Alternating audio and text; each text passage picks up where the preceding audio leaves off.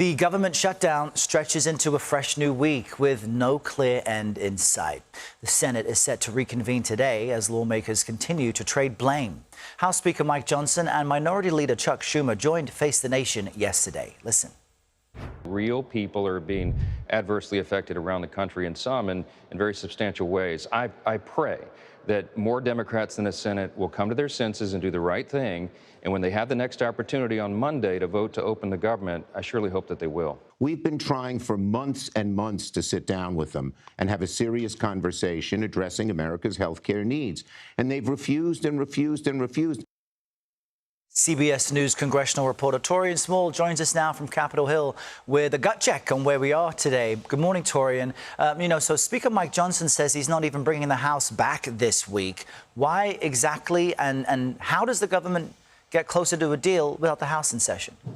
Yeah, good morning, Arrow. It appears that the Speaker wants to absolve himself from any responsibility when it comes to this shutdown. He's saying that the House did its job. It's now up to Senate Democrats and Republicans to figure out the next step, considering their bill has failed several times on the Senate floor. We also know that Democrats are complaining that Speaker Johnson is also looking to avoid any legislative action that would require him to swear in the Democrat from Arizona who just won her special election a couple of weeks ago. If that happens, according to Democrats and Republican Thomas Massie of Kentucky, that would then prompt them to have that 218 vote they needed to force a vote on releasing the so-called Epstein files. On the Senate side, we know that negotiations are ongoing, but it appears that both sides are unwilling to budge. Democrats are still demanding inclusions of tax credits for Obamacare subsidies. They're also requiring that the president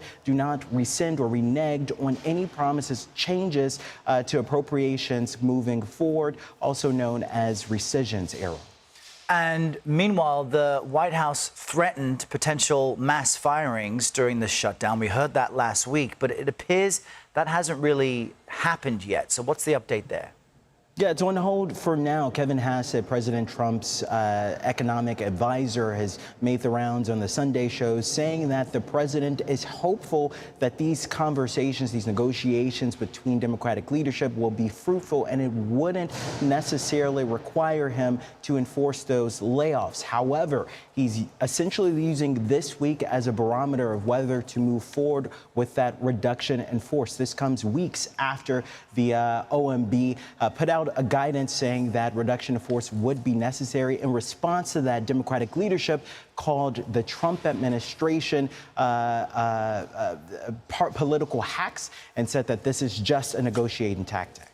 All right. We appreciate the update. Taurean Small on Capitol Hill. Thanks. CBS News' Executive Director of Elections and Surveys, Anthony Salvanto, is here with me in studio for the first time. We've been in so many places during our time together. Anthony, welcome. And you've got some fresh new polling for us, and it's interesting because it's the first national snapshot we're getting about how Americans feel about this shutdown and who they're blaming. So what did you find? Well, start with the political aspect of this, and nobody right now is coming out looking good in the eyes of the public.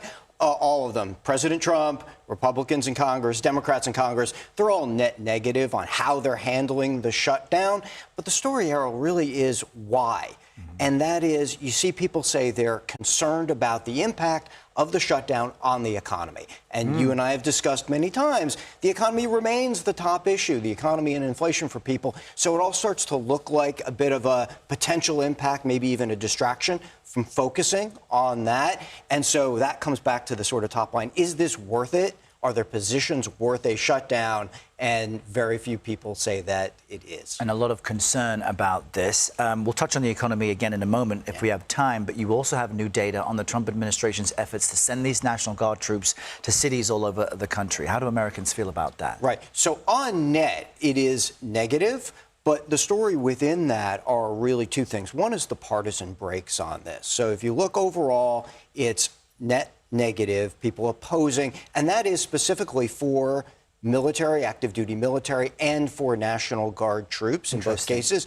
But then you look at where the president's base is on this, and they are staunch supporters. You get very high numbers among Republicans, especially among people who identify as MAGA Republicans in support. And that ties to another view that they express, that they do believe there are threats within the country that they need to address, or that the military would need to address. And that is what breaks and what really drives a lot of that sentiment. And as we've seen on so much that the president does, even when it's controversial, his base seems to be behind him and supportive of what he's doing.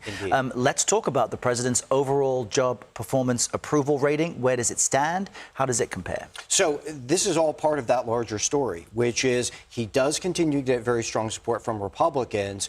But if you look at the specifics of handling things, immigration gets relatively higher than his handling of things like the economy, like inflation. And what that ties to is this overall feeling that Americans tell us that they don't feel like they're financially better off right now under the administration, and specifically that the administration isn't focused enough on lowering prices. And so that's what's driving a lot of those numbers, and frankly have been for a while. There's been a rather consistent thread in public opinion for months now. Which is it's fascinating, because any president tends to succeed or fail based on the performance of the economy, no matter what is their other priority. Mr. Trump, it seems no different. This has been top of mind for people for years. Yeah. For years now, since the pandemic. Anthony Salvanto, come back anytime, all right? Open Thank you. invite for you as always. Thanks so much.